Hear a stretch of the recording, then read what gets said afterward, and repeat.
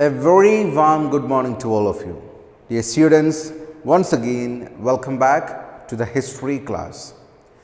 Today we are continuing with the same chapter number 1, the first war of independence 1857.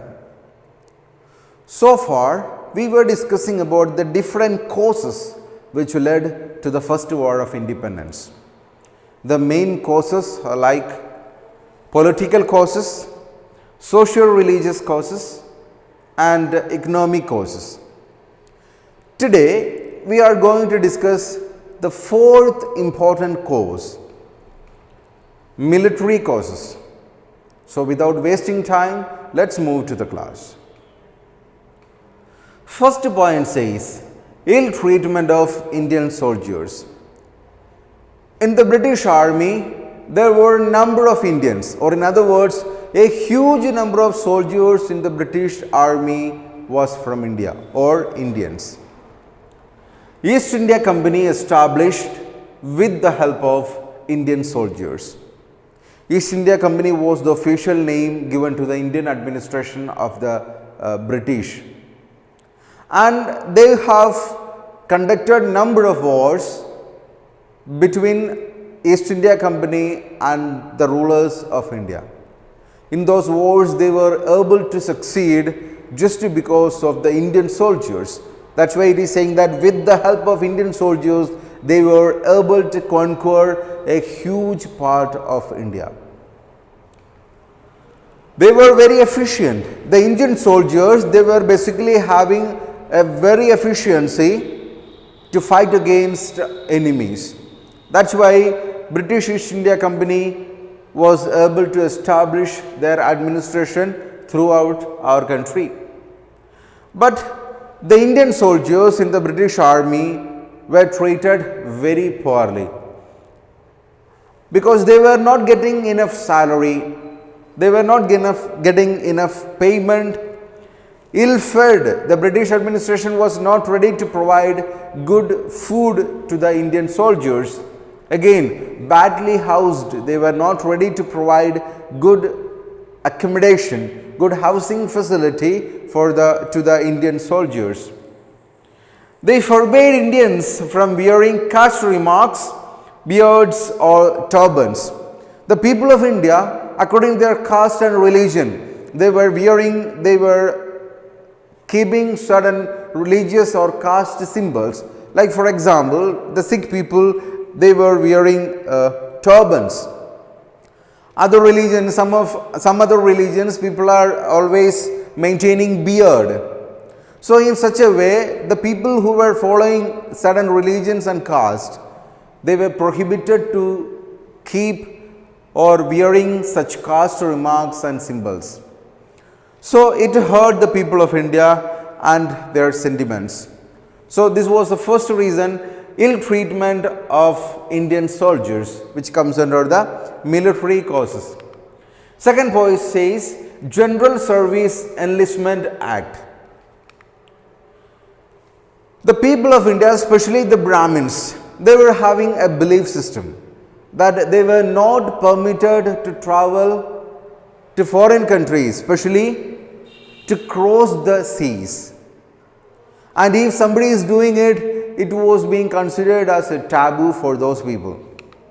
And in 1856, the British Parliament has introduced an act, or they passed an act which is being known as General Service Enlistment Act 1856.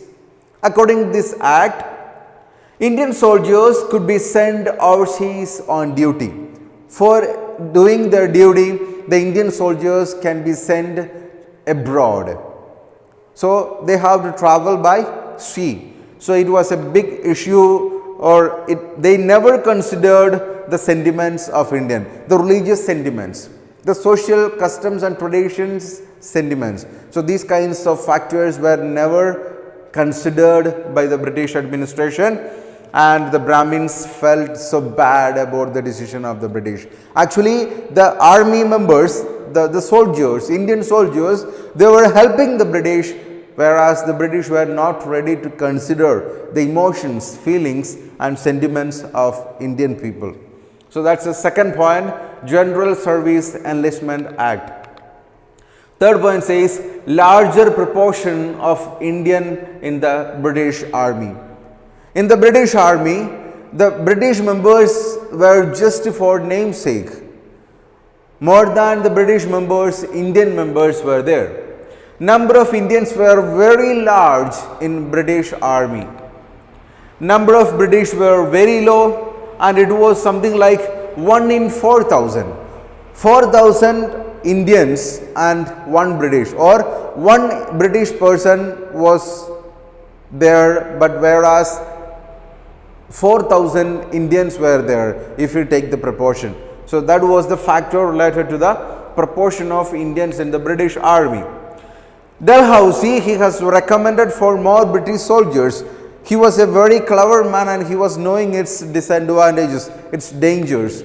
That's why he requested to the British administration to have more British soldiers in the Indian Army, but nothing happened. Means there were no changes in the structure of or the number of British people in the British Army.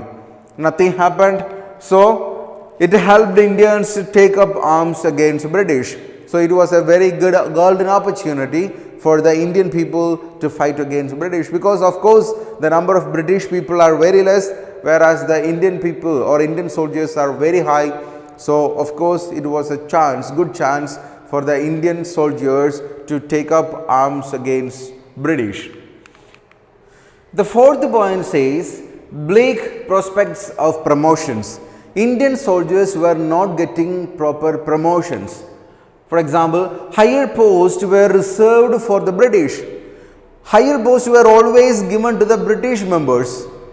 Indians were never promoted to any of the higher posts in the army.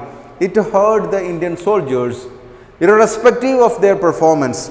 Though the British member, he is not having any quality to be promoted to a higher post.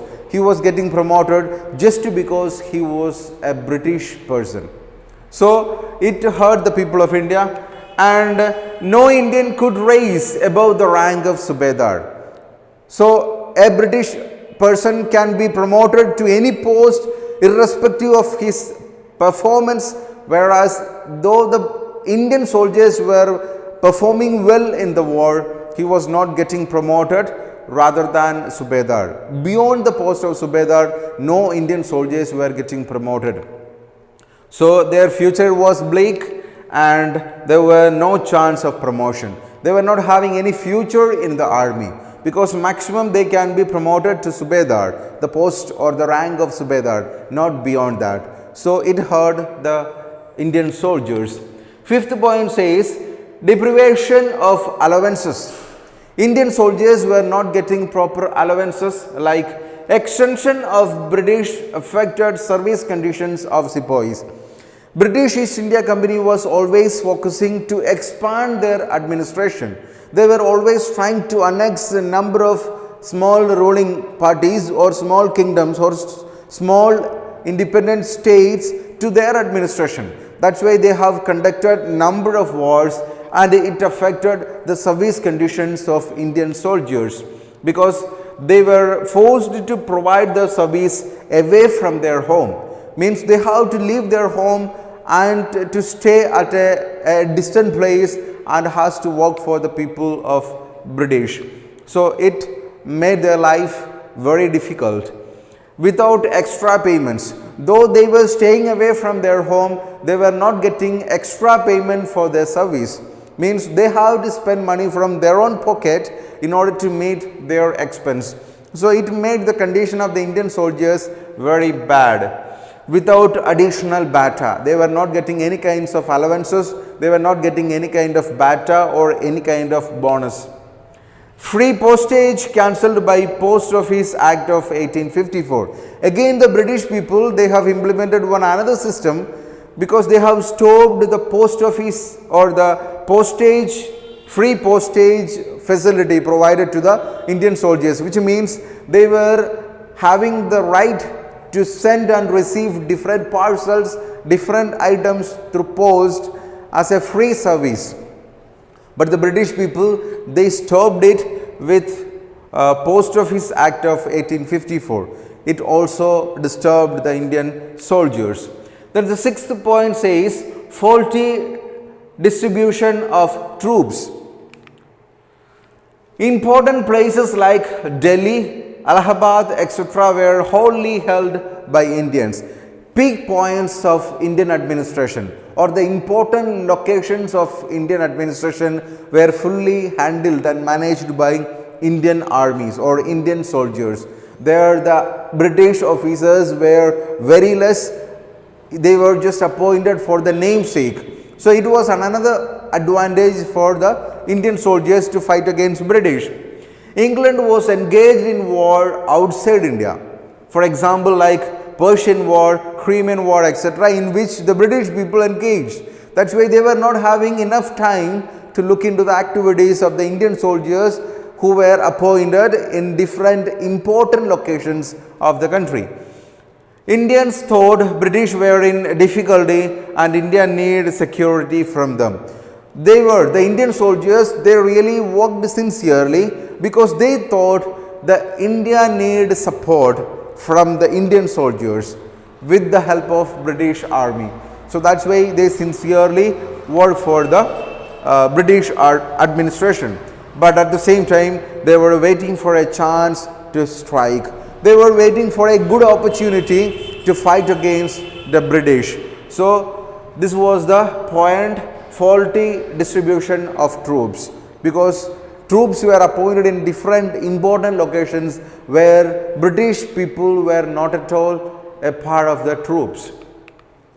Seventh point says poor performance of British troop. British army was very weak.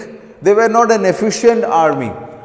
British army badly affected. They failed in number of wars. Wars like First Afghan War 1838 to 42, Punjab Wars 1845 to 49, Crimean War 1853 to 56. So this number of wars proved that the British army was really poor. They were really weak, and the British suffered much from Sandal in Bihar and Bengal. They fought number of wars with Sandal in Bihar and Bengal, but they failed. So all this proved Indian army understood that the British could be defeated easily by determined Indian army. They were knowing it. As I have already told you in the previous part, they were waiting for a good opportunity to strike against the British. Now the last point under military causes, that is lower salaries. Salary of Indians inadequate to support their families. Indian soldiers, what payment they were getting, it was not sufficient to support their family. Such a low wage was provided by the British administration, but whereas British soldiers were getting more than 8 times of Indians. Suppose if an Indian soldier was getting 5,000, whereas the British person will get 40,000, 8 times than the Indian soldiers.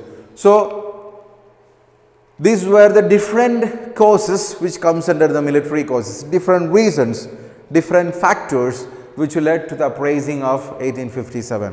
So dear students, we are winding up here. In the next class, we will see the rest part of the chapter. Still we meet in the next class with the upcoming part of the chapter. I would like to sign off. Thank you.